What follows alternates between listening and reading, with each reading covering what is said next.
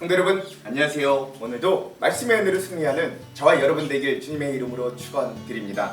우리 계속해서 누가복음 여행을 떠나고 있습니다. 이제 누가복음도 예수님께서 이 갈릴리에서부터 이 예루살렘까지 이제 계속 오셨던 여정의 거의 막바지, 이제 예루살렘에 거의 다 도착한 그런 부분들 우리가 이제 함께 나누고 있습니다. 그래서 이제 내일이면 우리가 다음 시간이면 19장을 나눌 텐데 19장부터는 예루살렘에 입성하셔서 고난당하시고 부활하시는 이야기들로 이 누가복음이 이제 마지막 이 절정을 향해 간다는 것도 알고 우리가 계속 이 여행을 즐겁게 떠났으면 좋겠습니다.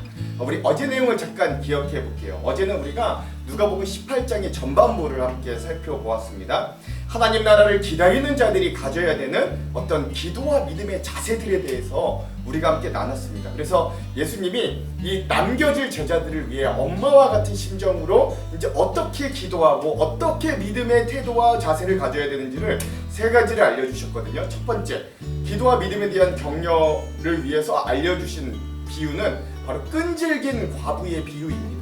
이 억울한 일을 당한 한 연약한 과부가 있었는데 이 과부가 그게 얼마나 억울했든지 재판장에게 가서 이 억울함을 좀 풀어달라고 했으나 안타깝게도 그 재판장이 하나님도 두려워하지 않고 사람을 무시하는 불의한 재판장이었습니다. 근데 중요한 건 뭐냐면 이 과부가 그럼에도 불구하고 포기하지 않고 매일마다 이 재판장을 찾아가서 내 억울함 송사를 좀 들어달라고, 요즘 제발 재판해달라고 매일같이 가서 조르고 찾아가고 간청하고 했던 거예요.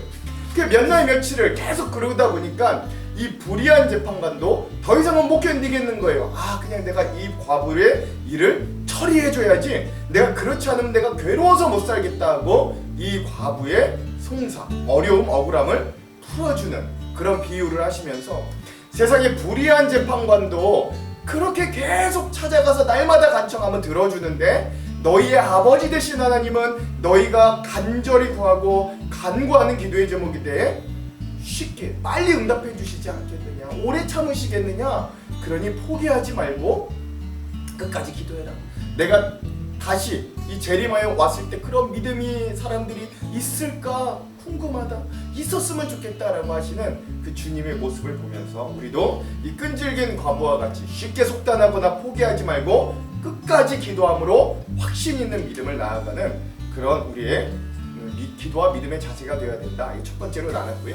두 번째, 기도와 믿음에 대한 격려 두 번째는 바리새인과 세리의 상반된 기도의 모습을 통해 주님이 우리가 어떤 자세와 어떤 모습으로 기도하고 신앙생활을 해야 되는지를 알려주십니다. 세리는 당당합니다. 이 성전에 나아가 무릎 꿇고 두 손을 들고 하늘을 쳐다보면서 하나님, 내가 저 세리와 같지 않은 죄인이지 않게 하심을 감사합니다. 감사합니다. 또 하나, 나는 3주에 2번씩 1회 동안에 2번씩 금식을 하고 하나님께 11조를 바치는 자입니다.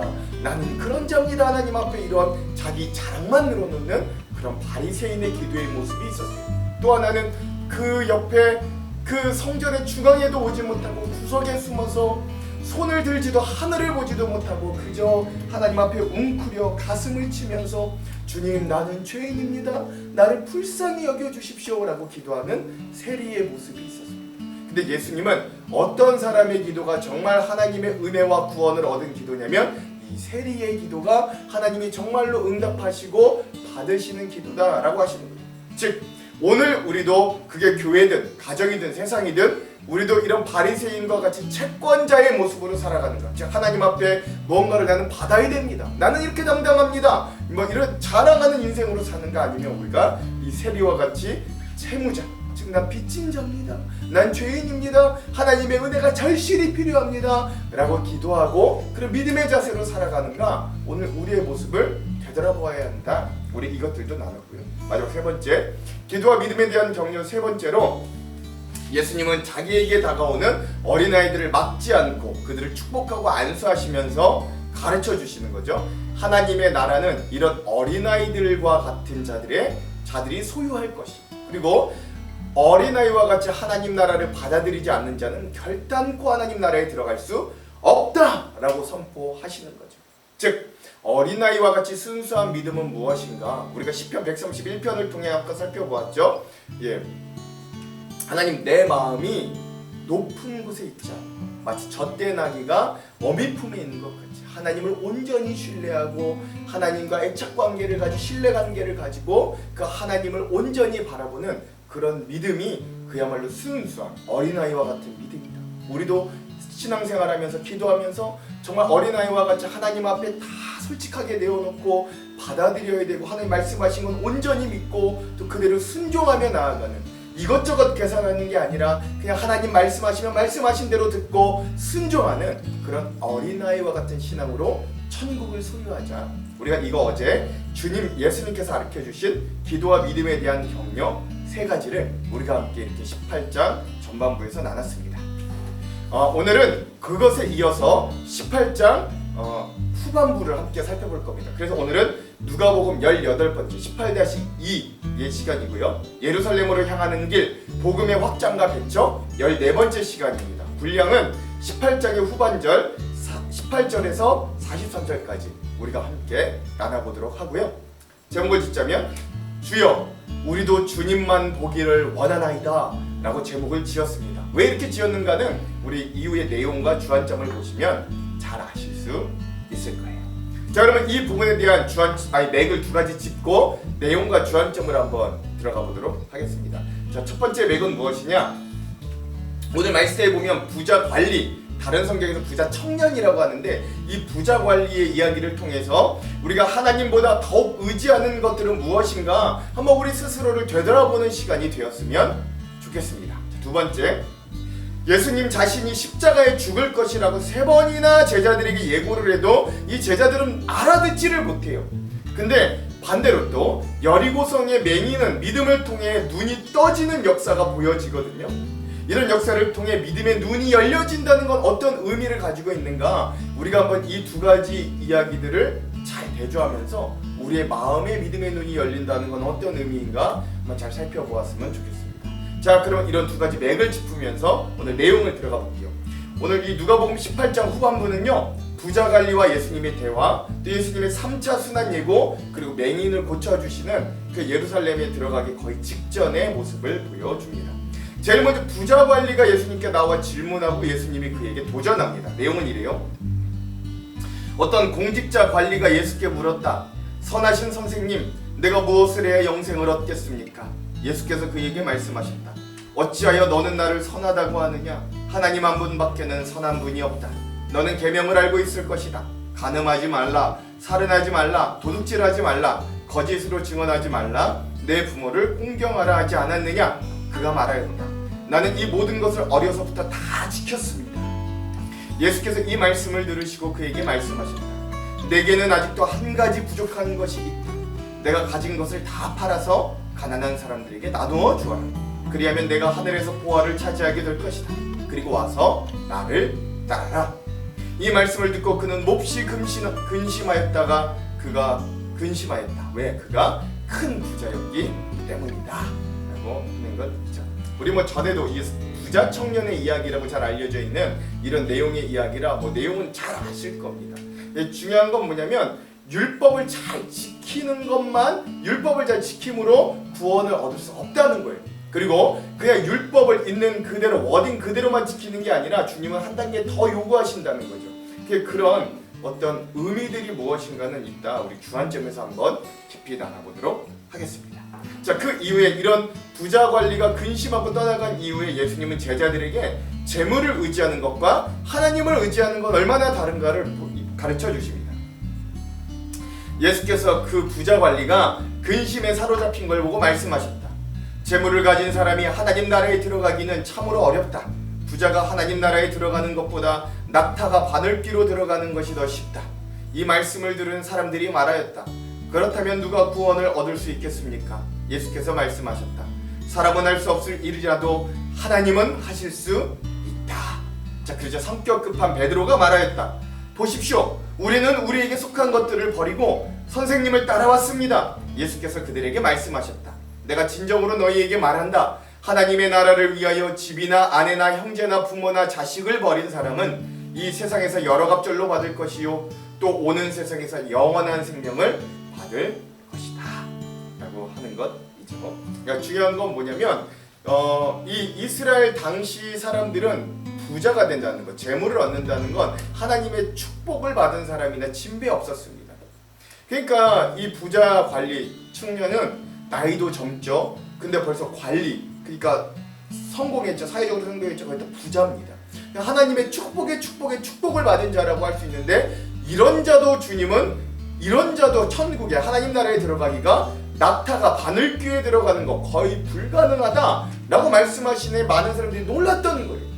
그래서 어찌하면 그러면 구원받을 수 있겠습니까? 이런 사람마저도 못 간다면 어떻게 구원을 얻습니까? 라고 하자 예수님 뭐라고 하시냐면, 사람은 그렇게 할 수 없어도 하나님은 너희의 마음을 변화시켜 주시고 그렇게 할 수 있도록 인도해 주신다라고 답해 주시는 거죠. 베드로는 이제 그 말씀을 듣고 우리는 그래서 모든 걸 다 버리고 주님을 따랐습니다 라고 자신있게 이야기하지만, 어쨌든 이 모든 이야기들이 어떤 의미를 가지고 있는가는 주안점에서 더 깊게 나눠보도록 할게요.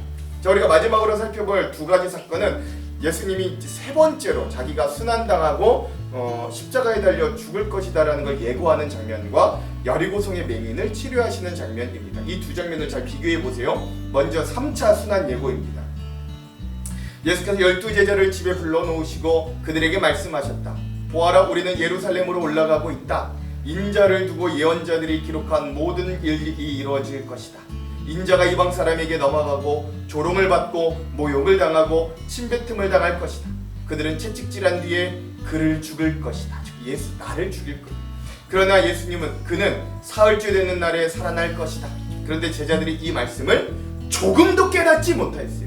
왜 세 번째나 내가 이제 곧 죽을 거야, 내가 유대인 지도자들에게 가서 죽을 거야, 그리고 3일 만에 살아날 거야, 세 번이나 얘기했지만 제자들은 여전히 알지 못했습니다. 이 말씀은 그들에게 그 뜻이 감추어져 있어서 그들은 말씀하신 걸 알지 못하였다.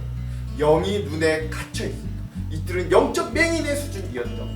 자, 근데 그 이후에 예수님은 예루살렘으로 들어가기 직전에 여리고의 맹인을 치료하십니다. 내용은 이래요. 예수께서 여리고에 가까이 이르셨을 때에 일어난 일이다. 어떤 눈먼 사람이 길가에 앉아서 구걸을 하고 있다가 무리가 지나가는 소리를 듣고 무슨 일이 일어나느냐고 물어보았다. 사람들이 나사렛 예수가 지나가신다고 그에게 일러주었다. 그러자 그는 소리를 질렀다. 다윗의 자손 예수님, 나를 불쌍히 여겨주십시오. 앞에 서서 가던 사람들이 조용히 하라고 그를 꾸짖었으나 그는 더욱더 크게 외쳤다. 다윗의 자손님, 나를 불쌍히 여겨주십시오. 예수께서 걸음을 멈추시고 그를 데려오라고 훈부하셨다. 그가 가까이 오니 예수께서 그에게 물으셨다. 내가 네게 무엇을 해주기를 바라느냐? 그가 대답하였다. 주님, 내가 볼 수 있게 해주십시오. 예수께서 그에게 말씀하셨다. 눈을 떠라, 너의 믿음이 너를 구원하였다. 그러자 그는 곧 보게 되었고 하나님께 영광을 돌리면서 예수를 따라간다. 사람들은 모두 이것을 보고 하나님을 찬양하였다 라고 하는 것. 바로 직전에 예수님은 3년 동안 동고동락했던 제자들에게 내가 메시아로 그리스도로 온 이유는 너희를 위하여 십자가에 달려 죽고 3일 만에 부활하여 구원을 완성하기 위함이야 라고 3번이나 말해줬지만 알지 못했어요. 그러나 이 육신의 눈이 갇혀있던 여리고 맹인은, 그러나 예수님은 그런 메시아 그리스도임을, 즉 나사렛 예수가 다윗의 자손임을 크게 부르짖을 정도로 이분을 메시아로 고백하는 믿음을 가진 사람이었고, 그의 육신의 눈이 띄어짐과 동시에 그는 영의 눈도 띄어짐, 그래서 구원 얻은 자로 주님을 따라간다. 그런 자가 되었습니다. 오늘 이 두 장면을 보면서 어떤 사람이 진짜 영적 마음의 믿음의 눈을 뜬 자들인가, 우리가 이것들을 한번 깊이 고민해 봤으면 좋겠습니다. 주안점에서 나눌게요. 자, 이렇게 우리가 18장 후반부까지 함께 내용을 나눴습니다. 자, 그러면 이 부분 우리 누가복음 18장의 후반부의 핵심 구절을 나눌 텐데요. 핵심 구절은 41절에서 43절입니다. 제가 읽어볼게요. 내게 무엇을 하여 주기를 원하느냐? 이르되 주여 보기를 원하나이다. 예수께서 그에게 이르시되 보라, 내 믿음이 너를 구원하였느니라 하시매 곧 보게 되어 하나님께 영광을 돌리며 예수를 따르니 백성이 다 이를 보고 하나님을 찬양하니라. 아멘. 자, 그래서 예수님이 이 마지막 이 여리고에 있는 맹인의 눈을 띄어주시고 내 믿음이 너를 구원에 이르겠다라고 하는 주님의 선포의 장면을 오늘 이 18장 후반부의 핵심 구절로 삼아 보았습니다.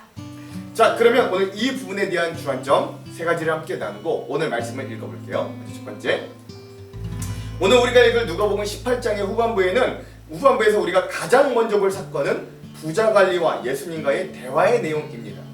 다른 성경에서는 이 부자 관리를 부자 청년이라고 표현해서 일반적으로는 우리가 부자 청년의 사건으로 더 잘 알고 있는 사건이기도 해요. 앞서 예수님은 천국을 소유할 수 있는 자들은 어린아이들과 같이 순수하게 받아들이고 온전히 순종하는 믿음을 가진 자라고 확실하게 가르쳐 주셨습니다. 그러나 오늘 말씀에 나타나는 이 부자 관리는 안타깝게도 이 어린아이들과 같은 믿음을 소유한 반대의 모습을 정확하게 보여주는 거예요. 이 부자 관리는 예수님께 나와 어떻게 영생을 얻을 수 있을지를 예수님께 여쭤봅니다. 18절. 어떤 관리가 물어 이르되 선한 선생님이여 내가 무엇을 하여야 영생을 얻으리이까. 그리고 예수님은 1차적으로 십계명 즉 율법을 잘 지켜서 하나님의 말씀에 순종하는 삶을 살아야 할 것을 말씀하셨고, 이에 청년은 자신 있게 그 율법들을 내가 어려서부터 다 지키며 살아냈노라고 예수님께 말씀을 드리는 거예요. 20절에서 21절. 내가 계명을 안 하니 간음하지 말라, 살인하지 말라, 도둑질하지 말라, 거짓 증언하지 말라, 내 부모를 공경하라 하였느니라. 여짜오되 이것은 내가 어려서부터 다 지켰었나이다. 아멘. 어찌 보면 이 부자 관리는 진정으로 영생, 즉 구원을 얻는 방법을 알고 싶어서가 아니라 예수님 앞에 자신의 의로움을 부각하고 자기를 자랑하라고 했는지도 모르겠어요. 그때 예수님은 의외의 대답을 하나도 하십니다. 그리고 그 명령은 이 부자 관리에게 촌철살인이 되어 자랑스러워하던 그를 부끄럽고 근심하게 만들었던 거예요. 22절에서 23절. 예수께서 이 말을 들으시고 이르시되 내게 아직도 한 가지 부족한 것이 있으니 내게 있는 것을 다 팔아 가난한 자들에게 나눠주라. 그리하면 하늘에서 내게 보화가 있으리라. 그리고 와서 나를 따르라 하시니 그 사람이 큰 부자이므로 이 말씀을 듣고 심히 근심하더라. 아멘. 그러니까 이 부자 관원, 이 부자 청년은 어렸을 때 모든 계명을 지켜왔노라 자신있게 말했지만 사실 자신의 재산을 포기하고 희생할 것을 요구하시는 예수님의 말씀에 대해서는 근심하며 돌아가므로 자기 인생에 가장 소중히 여기는 게 무엇인가를 의도치 않게 드러나게 되었고, 또한 그 많은 재물을 포기하지 못하는 모습도 드러나게 됩니다. 즉 부자 관원은 겉모습으로는 악한 행위를 전혀 하지 않아서 율법과 하나님의 말씀을 잘 준수하는 것처럼 보였지만, 여러분 하나님의 말씀은 부정을 넘어 긍정의 영역까지도 요구하신다는 걸 이 청년 관리는 알지 못했어요. 그러니까 이 말이 무슨 말이냐면, 예를 들어 이런 거예요. 하나님의 이름을 망령되이 부르지 말라 라고 하시는 계명과 말씀에는 우리는 삶의 언행으로 믿는 자들이 세상 사람들에게 하나님의 살아계심과 역사하심을 부정할 만한 부끄러운 범법과 부도덕적인 행위를 하지 말라는 것을 넘어서서 우리의 삶의 행동과 언어와 드러나는 삶의 궤적을 통해서 믿지 않는 사람들이 하나님의 살아계심을 고백하게 하고 하나님께 영광을 돌리게 하는 영역까지 하나님은 우리에게 요구하신다는 거예요. 하지 말아라 하면 그 안 하는 거에서 끝나는 게 아니라 그 반대인, 그래서 더 적극적인 하나님이 요구하시는 부분으로 나아가야 된다는 거죠. 또 하나, 살인하지 말라 라고 하는 계명은 단지 살인하고 죽이는 것을 멈추라 라는 명령을 넘어서서 생명이 풍성해지도록 돕고 나누고 베풀라는 명령이 그 안에 포함되어 있는 거예요. 저는 살인 안 했는데요? 저는 안 죽였는데요? 여기서 끝나는 게 아니라고요. 하나님은 한 단계 더 나아가기를 원하십니다. 모든 십계명, 직접 모든 말씀의 명령들의 진정한 속뜻이다 그런 거예요. 그러므로 이 부자 청년 관리는 실제로는 이웃에 대한 사랑과 나눔을 적극적으로 베풀지 않았고 개인적인 신앙생활에만 치우쳐 살아 개인의 성공에 만족하며 살았던 거예요. 그러므로 결국 이 사람은 그 한계를 넘어서지 못하고 예수님의 곁을 근심하며 떠나게 됩니다. 이 포인트를 잘 기억해 보세요. 즉 인간은 율법을 온전히 지킬 수 있는 능력이 없을 뿐더러 그것만으로 영생을 얻을 수 없음을 알려주는 대목이자, 또한 우리가 진정 무엇을 가장 중요하게 여기는가 다시 한번 우리의 모습을 부자 관리 청년에 대입하여 되돌아볼 수 있는 말씀이기도 한 거예요.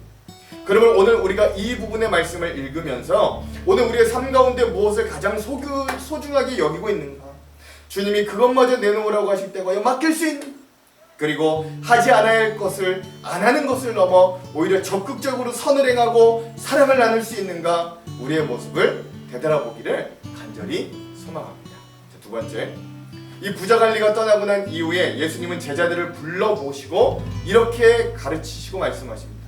예수께서 그를 보시고 이르시되 재물이 있는 자는 하나님의 나라에 들어가기가 얼마나 어려운지 낙타가 바늘귀로 들어가는 것이 부자가 하나님의 나라에 들어가는 것보다 쉬우니라 하시니. 아멘.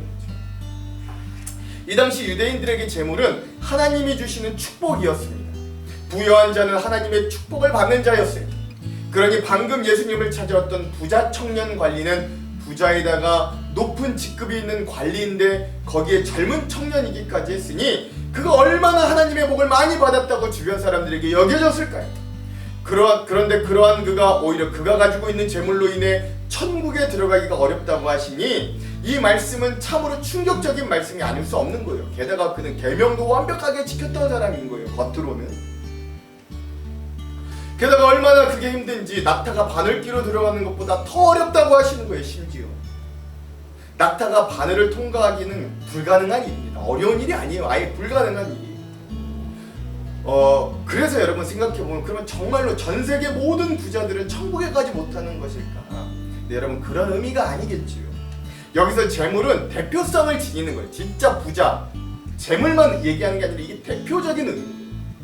어떤 대표성을 지니냐 하면 하나님을 가릴 만큼 강력하게 사람의 인생과 마음을 움켜쥐는 대리 하나님과 같은 이 존재들을 의미합니다. 그래서 그것들만 의지하면 우리가 마치 눈이 어두워져서 하나님도 필요 없고 우리 인생이 만사형통하고 행복할 것이라고 헛된 소망을 주는 모든 것의 대표가 바로 이 말씀의 재물로 표현된 단어인 거죠. 우리 인간은 겉으로는 강하고 위대해 보여도 얼마나 연약하든지 우리는 결국 무엇인가를 의지하며 살아갈 수밖에 없는 존재들입니다.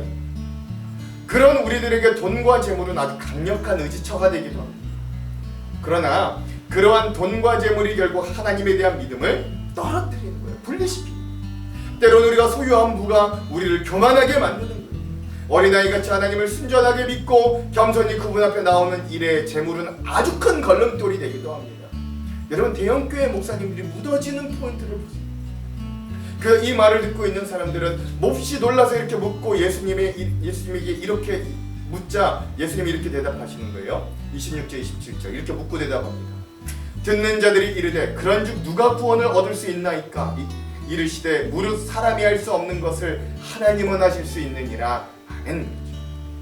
하나님의 축복인 재물을 받은 자도 저렇게 구원받기가 어렵다면 누가 과연 구원을 얻을 수 있겠습니까? 라고 물어보죠. 그러자 예수님은 이에 대해 사람은 할 수 없는 것을 하나님은 하실 수 있다라고 말씀하시는 거예요.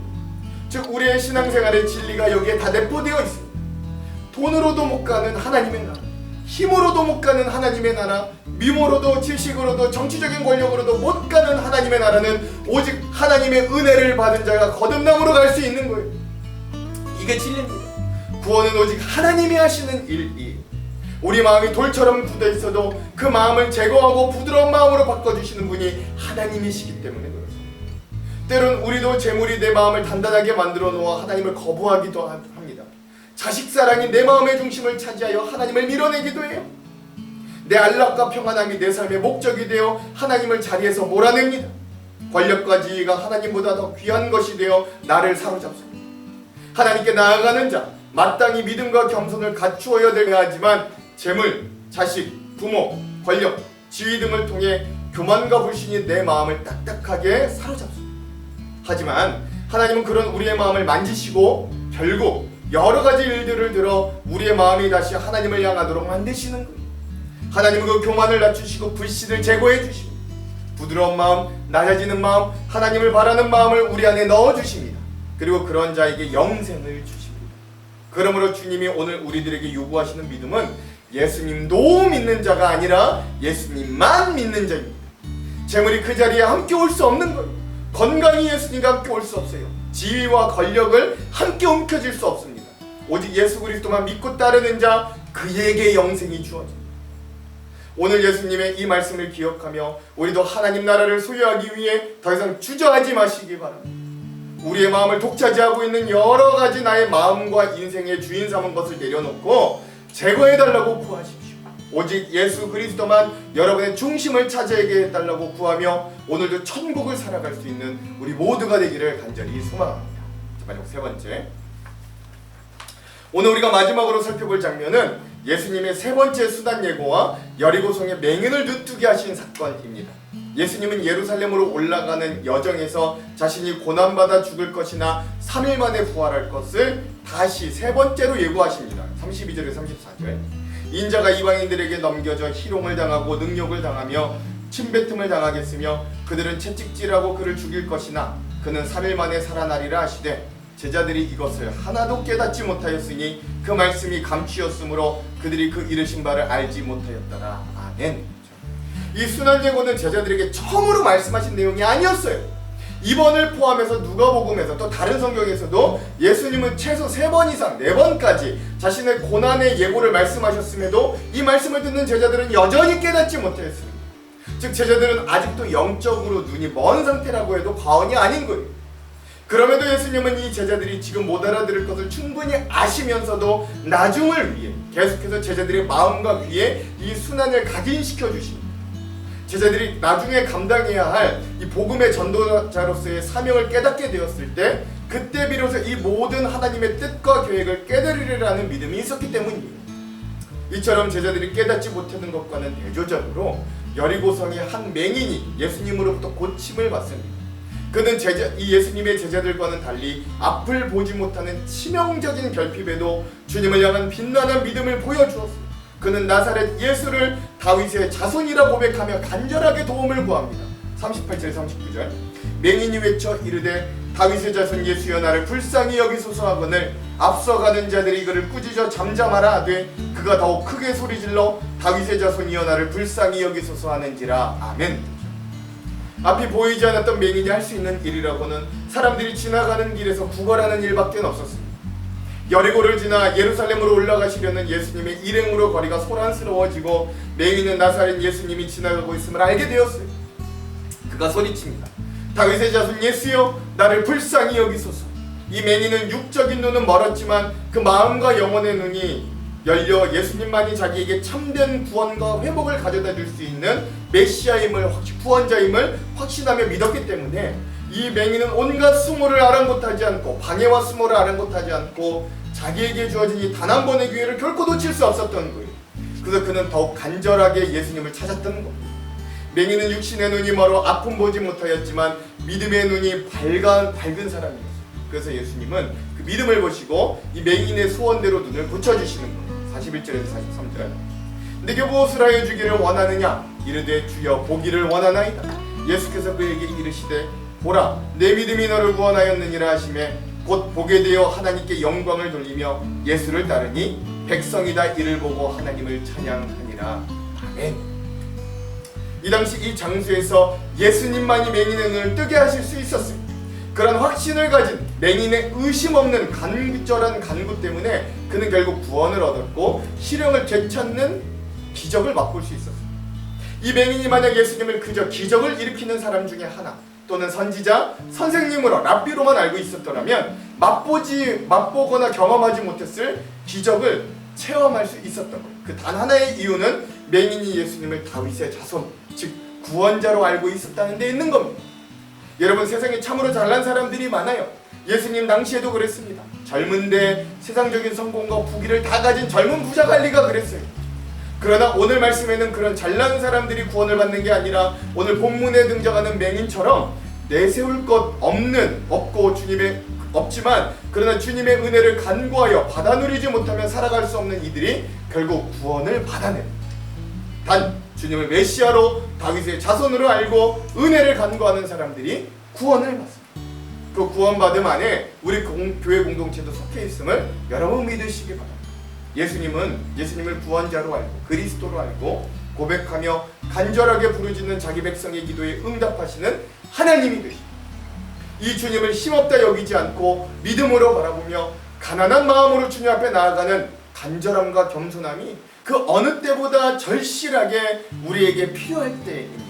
그러므로 오늘 우리의 삶에도 우리의 눈이 육신의 정욕, 안목의 정욕, 이생의 자랑을 보는 것이 아니라 오직 우리의 구원 되시는 예수 그리스도를 바라보는 믿음의 눈이 띄어지는 귀한 하루가 되시기를 주님의 이름으로 축원드립니다. 기도할게요. 하나님, 오늘 우리의 마음의 눈이, 영혼의 눈이 열리기를 원합니다. 하나님을 보기를 원합니다. 저 십자가 은혜가 우리에게 하나님 느껴지기 원합니다. 오늘 우리에게 귀한 것들을 가르쳐 주시는 주님의 말씀이 깨달아지는 귀가 열리기를 원합니다. 하나님, 우리는 돈을, 우리의 지식을, 우리가 그동안 가지고 있었던 경험과 삶의 모든 것을 때론 하나님보다 더 의지하며 그것들에 매여 살아가지만 오늘 우리는 그런 자에서 벗어나 하나님을 진정 우리 인생의 주인으로 모시는 귀한 믿음의 삶을 살 수 있도록 마음의 눈과 영혼의 눈을, 믿음의 눈을 열어 주시옵소서. 이 말씀들을 통해 우리를 그렇게 변화시킬 주님을 기대하며 예수님 이름으로 기도합니다. 아멘. 그럼 사랑하는 성도 여러분, 오늘 하루도 믿음으로 승리하십시오. 사랑하고 축복합니다. 파이팅! 어떤 관리가 물어 이르되, 선한 선생님이여, 내가 무엇을 하여야 영생을 얻으리이까? 네가 어찌하여 나를 선하다 일컫느냐? 하나님 한 분 외에는 선한 이가 없느니라. 네가 계명을 안 하니 간음하지 말라, 살인하지 말라, 도둑질하지 말라, 거짓 증언하지 말라, 내 부모를 공경하라 하였느니라. 이것은 내가 어려서부터 다 지켰나이다. 예수께서 이 말을 들으시고 이르시되, 내게 아직도 한 가지 부족한 것이 있으니 내게 있는 것을 다 팔아 가난한 자들에게 나눠주라. 그리하면 하늘에서 내게 보화가 있으리라. 그리고 와서 나를 따르라. 그 사람이 큰 부자이므로 이 말씀을 듣고 심히 근심하더라. 예수께서 그를 보시고 이르시되, 재물이 있는 자는 하나님의 나라에 들어가기가 얼마나 어려운지, 낙타가 바늘기로 들어가는 것이 부자가 하나님의 나라에 들어가는 것보다 쉬우니라 하시니 듣는 자들이 이르되, 그런즉 누가 구원을 얻을 수 있나이까? 무릇 사람이 할 수 없는 것을 하나님은 하실 수 있느니라. 베드로가 여짜오되, 보옵소서, 우리가 우리의 것을 다 버리고 주를 따랐나이다. 내가 진실로 너희에게 이르노니 하나님의 나라를 위하여 집이나 아내나 형제나 부모나 자녀를 버린 자는 현세에 여러 배를 받고 내세의 영생을 받지 못할 자가 없느니라. 예수께서 12 제자를 데리시고 이르시되, 보라, 우리가 예루살렘으로 올라가노니 선지자들을 통하여 기록된 모든 것이 인자에게 응하리라. 인자가 이방인들에게 넘겨져 희롱을 당하고 능욕을 당하고 침뱉음을 당하겠으며 그들은 채찍질하고 그를 죽일 것이나 그는 3일 만에 살아나리라. 제자들이 이것을 하나도 깨닫지 못하였으니 그 말씀이 감추었으므로 그들이 그 이르신 바를 알지 못하였더라. 여리고에 가까이 가셨을 때에 한 맹인이 길가에 앉아 구걸하다가 무리가 지나감을 듣고 이 무슨 일이냐고 물은데, 그들이 나사렛 예수께서 지나가신다 하니 맹인이 외쳐 이르되, 다윗의 자손 예수여, 나를 불쌍히 여기소서. 앞서가는 자들이 그를 꾸짖어 잠잠하라 하되 그가 더욱 크게 소리질러, 다윗의 자손이여, 나를 불쌍히 여기소서. 예수께서 머물러 서서 명하여 데려오라 하셨더니 그가 가까이 오매 물어 이르시되, 내게 무엇을 하여 주기를 원하느냐? 주여, 보기를 원하나이다. 보라, 네 믿음이 너를 구원하였느니라. 곧 보게 되어 하나님께 영광을 돌리며 예수를 따르니 백성이 다 이를 보고 하나님을 찬양하니라.